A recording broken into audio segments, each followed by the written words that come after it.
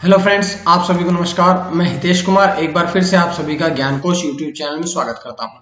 आज है 26 मार्च और 26 मार्च से जितने भी करंट अफेयर्स बनेंगी वो हम आज की वीडियो में चर्चा करेंगे। इसका पीडीएफ आप ज्ञान कोश टेलीग्राम चैनल से ले लीजिएगा या ज्ञान कोश नाम से फेसबुक पेज है, वहां से भी इसके पीडीएफ को आप डाउनलोड कर सकते हैं। तो चलिए शुरू करते हैं आज की करंट अफेयर्स। बात करते हैं पहले प्रश्न की। तो सबसे पहला प्रश्न आपकी स्क्रीन पे है कि अंतरराष्ट्रीय बौद्धिक संपदा सूचकांक जारी किया गया है। तो सबसे पहले तो मैं आपको बताता हूं कि अंतरराष्ट्रीय बौद्धिक संपदा सूचकांक जो है ये विश्व बौद्धिक संपदा संगठन द्वारा जारी किया गया है। अब इसमें भारत का कौन सा स्थान रहा है? तो इस बौद्धिक संपदा सूचकांक में भारत का 40वां स्थान रहा है।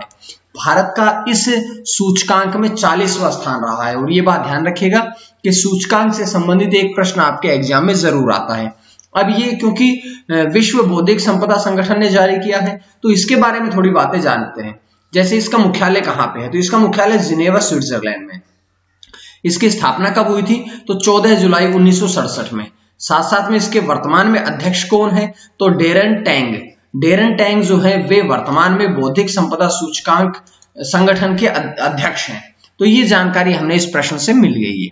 उसके बाद है अगला प्रश्न यानी कि फिच रेटिंग्स जो है इसने वित्त वर्ष 2021-22 के लिए भारत की जीडीपी सकल घरेलू उत्पाद का अनुमान लगाया है। तो कितना अनुमान लगाया है? तो फिच रेटिंग्स ने जो अनुमान लगाया है 2021-22 वित्त वर्ष के लिए वो भारत की जीडीपी का 12.8% वृद्धि का अनुमान लगाया है। अब अगर बात करें फिच रेटिंग्स की तो उन्होंने कुछ दिन पहले भी अनुमान लगाया था जो मैंने आपको बताया भी था।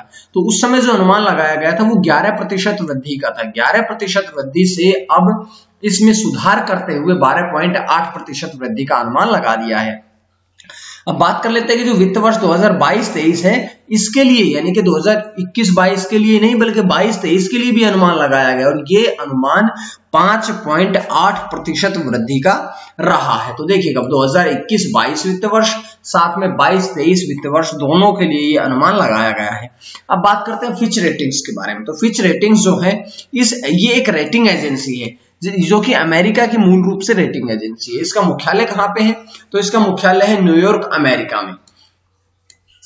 अगर हम बात करें इसके सीईओ कौन है तो पॉल टेलर जो है वे इसके सीईओ यानी कि मुख्य कार्यकारी अधिकारी है। उसके बाद में बात करें इसके संस्थापक कौन है तो जॉन नोल्स फिच जो है वे फिच रेटिंग्स के संस्थापक है। स्थापना कब हुई थी? तो फिच रेटिंग्स की जो स्थापना है वो 1914 में करी गई थी यानी कि लगभग 106-7 साल पहले इसकी स्थापना करी गई थी। तो इस प्रकार से दूसरे प्रश्न से जो जानकारी मिली है वो मैं आपके सामने ले आया हूं। उसके बाद बढ़ते हैं अगले प्रश्न की तरफ। तो अगला प्रश्न क्या है? अगला प्रश्न आप लोगों के लिए है कि ग्रेट प्लेस टू वर्क पुरस्कार से सम्मानित किया गया। तो ग्रेट प्लेस टू वर्क जो पुरस्कार है इसे कौन से बैंक को सम्मानित किया है? तो इसे ESAF स्मॉल फाइनेंस बैंक को इस पुरस्कार से सम्मानित किया गया है। अगर हम बात करें इस बैंक के प्रबंध निदेशक यानी कि MD और CEO यानी कि मुख्य कार्यकारी अधिकारी कौन है? तो के पॉल थॉमस जो है वे ESAF स्मॉल फाइनेंस बैंक के वर्तमान में MD और CEO है। साथ साथ में बात कर लेते हैं इसका मुख्यालय हिंदुस्तान में कहां पे है? तो इसका मुख्यालय जो है ये त्रिशूर में है। और त्रिशूर कहां पे है? ये केरल राज्य में है। तो इस प्रकार से देखिएगा इस प्रश्न से जानकारियां मिली, साथ साथ में उसके साथ साथ जो प्रश्न बनते हैं वहां से भी जानकारी मैं आपके सामने ले आता हूं। उसके बाद है अगला प्रश्न कि अमेरिकी सर्जन जनरल बने हैं। तो अमेरिकी सर्जन जनरल कौन बने हैं? अब बने हैं डॉक्टर विवेक मूर्ति। डॉक्टर विवेक मूर्ति है वे दूसरी बार अमेरिका के सर्जन जनरल बने हैं। बात करते हैं उसकी। जो डॉक्टर विवेक मूर्ति है वे अमेरिकी और भारतीय मूल के डॉक्टर हैं जो दूसरी बार इस पद पर चयनित किए गए हैं। इससे पहले जब बराक ओबामा की शासन था तो उस समय भी वो 2011 में ये पद पर आसीन हुए थे, लेकिन 2017 में डोनाल्ड ट्रंप की जब सरकार आई थी तो उस समय डोनाल्ड ट्रंप ने उन्हें इस पद से हटा दिया था और हटाने के पश्चात अब 2021 में दूसरी बार डॉक्टर विवेक मूर्ति को अमेरिका का सर्जन जनरल बना दिया गया है। तो इस प्रकार से इंपॉर्टेंट जानकारियां थी, पूरी विस्तार पूर्वक जानकारी यहां से मैं आपके लिए लेके आया हूं। उसके बाद अगला प्रश्न है कि दुनिया की पहली शिप टनल कहां पर बनाई जाएगी। यानी कि शिप टनल का मतलब ये है कि जो नाव के लिए सुरंग बनाई जा रही है, तो ये शिप टनल कहां पर बनाई जाएगी। ये विश्व की पहली शिप टनल है, यानी कि शिप जहाज की सुरंग है जो कि नॉर्वे देश में बनाई जाएगी। इसका पूरा नाम क्या है, तो इसका पूरा नाम है स्टैंड शिप सुरंग या स्टैंड शिप टनल इसका पूरा नाम है। बात करते हैं कि इसे उत्तर पश्चिमी नॉर्वे में पहाड़ी स्टैंड वेट प्रायद्वीप के तहत बनाया गया है।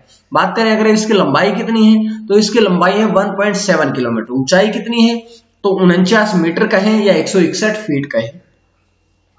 अगर बात करें चौड़ाई की, तो 36 मीटर इसकी चौड़ाई है, या ऐसा कह दीजिएगा 118 फीट जो है वो इसकी चौड़ाई है। ये लगभग 16,000 टन तक के जहाज को संभालने में सक्षम है। तो इस प्रकार से देखिएगा ये जो पहली शिप टनल है, इस पहली शिप टनल की पूरी जानकारियां मैं आपके सामने ले आया हूं। तो इस प्रकार से, इसी प्रकार से आपने करंट अफेयर भी पढ़नी है।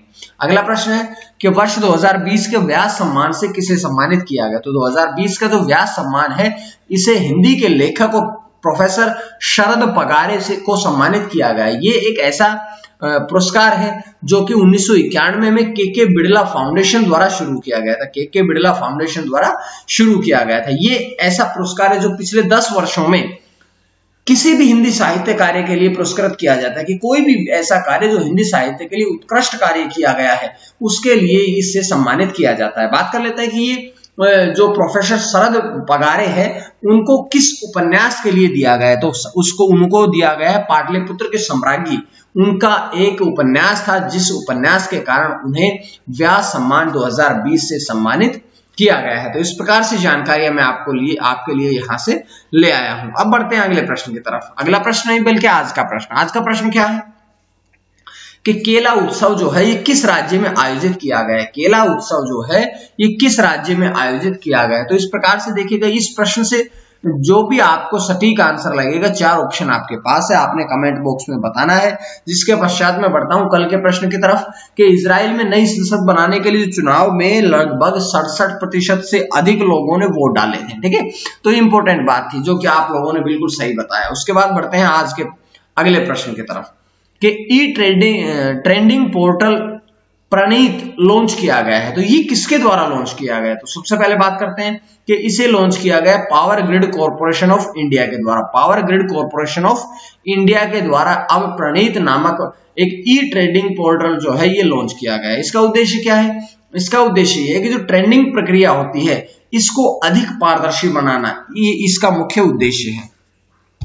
बात कर लेते हैं कि power grid corporation of India ने इसे लॉन्च किया है, तो इसके बारे में। तो इसकी स्थापना कब हुई थी, इसकी स्थापना हुई थी 23 अक्टूबर 1989 में।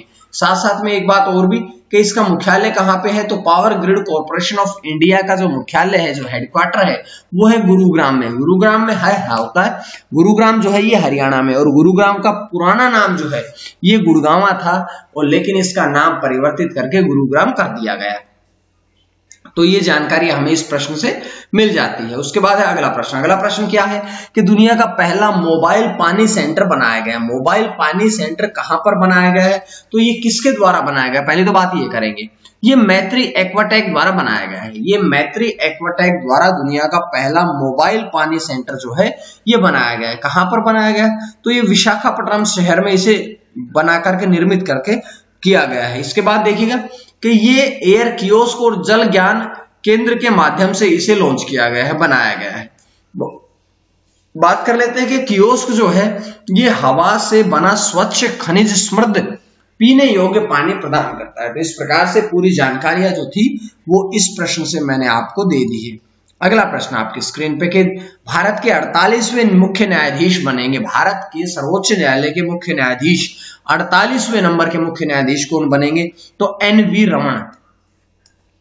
एन.वी. रमन जो है वे भारत के 48वें मुख्य न्यायाधीश बनेंगे। उनकी सिफारिश जो है वो भारत के मुख्य न्यायाधीश जो कि 47वें नंबर के हैं, जिन्होंने 2019 में भारत के मुख्य न्यायाधीश बने थे, शरद अरविंद बोबडे, उन्होंने उनके नाम की सिफारिश की है। और साथ साथ में देखिएगा कि 23 अप्रैल 2021 को शरद अरविंद बोबडे जो है वे सेवानिवृत्त हो जाएंगे, जिसके पश्चात एन.वी. रमन जो है वो आगामी 16 महीनों के लिए भारत के 48वें मुख्य न्यायाधीश बनेंगे।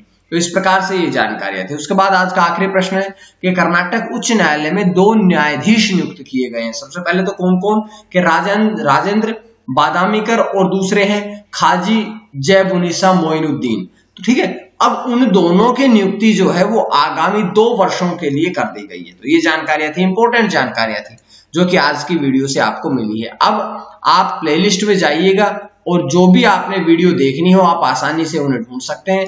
साथ साथ में अगर आपको करंट अफेयर्स पसंद आ रही है तो आप ज्ञानकोश यूट्यूब चैनल को सब्सक्राइब कर लीजिएगा ताकि आपको डेली वीडियोस मिलती रहे। तो आज के लिए इतना ही। मां सरस्वती की कृपा आप सभी पर बनी रहे। आप सभी का बहुत बहुत धन्यवाद।